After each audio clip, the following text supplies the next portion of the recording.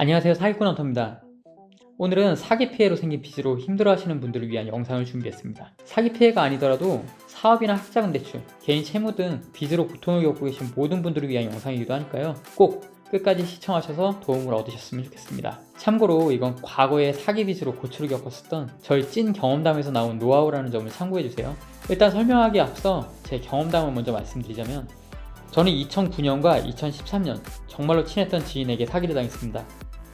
2009년 무역사업을 하던 형님이 통관비가 없어 러시아에 물건이 묶였다면서 한 푼 두 푼 저에게 빌려가더니 결국 사기였습니다. 은행 빚으로 1,500여만 원을 빌려줬던 저는 계획했었던 호주 워킹홀리데이를 포기하게 되었죠. 아직도 그때 생각을 하면 잠을 못 들 정도입니다. 2013년 고등학교 3년 내내 짝꿍으로 지내던 친구가 있었습니다.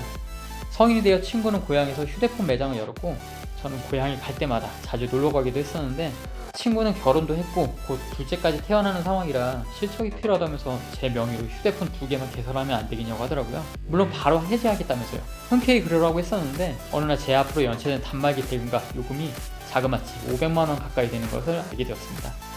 명의 이용을 허락했기 때문에 피해 금액을 제 돈으로 변제하지 않으면 경찰 신고도 안 된다고 하더라고요. 결국 연체된 요금을 제가 변제하고 경찰에 신고했지만 친구는 이미 개인회생을 신청한 상황이었습니다. 2017년 춘천지방법원에서 재판이 있었는데 법정에 마련된 좌석에 앉을 수도 없을 정도로 친구에게 피해를 본 사람이 많더라고요. 제 경우에는 피해 금액보다 신용등급이 문제였습니다. 친구가 변제하겠다는 것을 믿고 기다리는 사이 제 신용등급은 9등급까지 떨어졌죠. 결국 낮아진 신용등급 탓에 대출도 받지 못했고 전셋집으로 갈 기회를 놓치게 되었죠. 그리고 9등급이었던 신용등급을 회복하는 데만 장장 7년이라는 시간이 필요했습니다. 지금부터 제가 빠르게 빚의 굴레에서 벗어날 수 있었던 방법에 대해 말씀드리겠습니다. 첫 번째는 자기 자신의 상황에 대해 파악하는 것입니다. 누군가는 학생일 테고, 누군가는 직장인, 또 누군가는 주부일 것입니다. 사람마다 입장과 상황이 다르기 때문에 자신이 변제 가능한 능력과 상황을 고려해서 변제 계획을 세우셔야 합니다. 만약 높은 금리의 대출을 받고 계시다면 최대한 낮은 금리의 대출로 대환 신청을 하셔야겠죠. 하지만 대환 자격이 되지 않는다면 현재의 대출 상품에 대해 조사해 보시는 것이 좋습니다. 금리는 몇 프로인지, 한 달 이자가 얼마나 나가는지, 중도상환 수수료는 있는지, 사금융이나 캐피탈 등을 통해 돈을 빌렸고 내 신용등급이 이미 떨어질 대로 떨어져 있다면 개인회생이나 파산 신청을 생각해 보시는 게 좋습니다. 개인회생이나 파산 신청도 아무나 시켜주는 게 아니기에 법무법인의 상담을 통해서 진행을 하셔야 합니다. 대환대출과 개인회생, 파산 신청에 대한 자세한 사항은 다음 영상에 설명을 드리도록 하겠습니다. 두 번째는 여기저기 흩어져 있는 나의 채무를 한 곳으로 모으는 것입니다.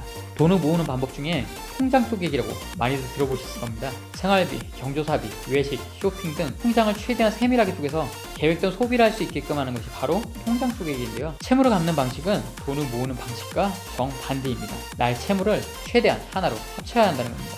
앞서 대환대출을 말씀드렸던 이유가 바로 이것 때문인데요. 여기저기 흩어져 있는 높은 금리 대출들을 최대한 낮은 금리 대출 상품으로 갈아타셔야 한 달에 내는 이자가 적다는 건 당연히 알고 계실 겁니다. 하지만 대환대출 상품도 최대 금액이 정해져 있는 상품이 대부분입니다. 만약 현재 자신의 채무가 대환대출 최대 한도 금액을 넘어버린다면 채무 모으기도 못하겠죠. 이럴 때에도 방법은 있습니다. 바로 매달 상환 날짜를 동일한 날짜로 설정하는 겁니다. 현재 본인이 채무가 여러 개이고 상환 날짜도 제각각이라면 나타나는 문제점이 여러 개 있습니다. 변제 계획을 구체적으로 세울 수 없기 때문에 한 달에 나가는 원리금과 이자가 얼마인지 계산조차 힘들어집니다. 계획적인 소비도 불가능해지고 대출 금액을 갚아야 할 잔액이 부족해지는 상황이 발생할 수도 있습니다. 카드 돌려막기처럼 대출 돌려막기를 하는 악순환이 반복돼 있죠. 저 같은 경우에는 제일 먼저 멘탈이 무너지더라고요. 갚았는데 또 갚아야 하고 한 달에 몇 번을 갚아야 하는지. 자산이 0에서 시작했을 때는 플러스가 되지만 빚이 생기면 아무리 열심히 갚아나가도 마이너스가 더 깊어지는 아이러니한 상황. 빚이 있으신 분들은 아마 공감하실 겁니다. 장기전으로 가야 할 채무 변제 계획에 자신의 멘탈 관리는 매우 중요합니다. 세 번째는 현재 자신의 상황을 주변에 알리는 것입니다.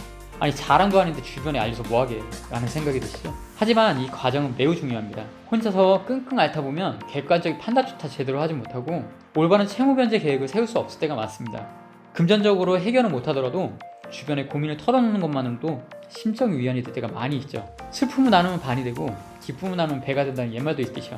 가족이나 남편에게 피해 사실을 숨겼다가 어렵게 사실을 털어놓은 피해자분들이 공통적으로 하시는 말씀이 있습니다. 그건 바로 오히려 다들 괜찮다면서 저를 가덕여 주시더라고요. 역시 가족밖에 없어요. 이란저란 결혼하길 진짜 잘했다 라고요. 마치 혼자서 끙끙 앓았던 시간이 무색할 정도로 말이죠. 그리고 그렇게 자신의 상황을 주변에 알린 후에 시간이 지나면 내 주위에 진짜 소중한 내 편만 남게 된다는 사실도 깨닫게 될 겁니다. 작게나마 도움도 주고 위로도 해주고 가끔 쓴소리로 정신 바짝 차리게 만드는 진짜 찐 내 편이요.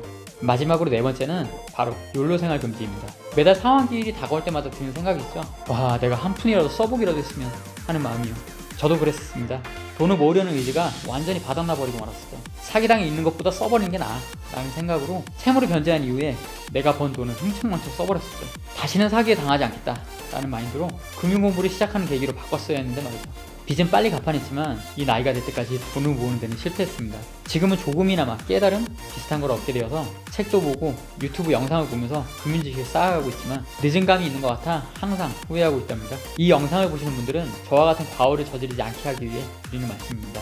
지난달에 과오를 겪은 건 저 하나만으로도 충분하니까요.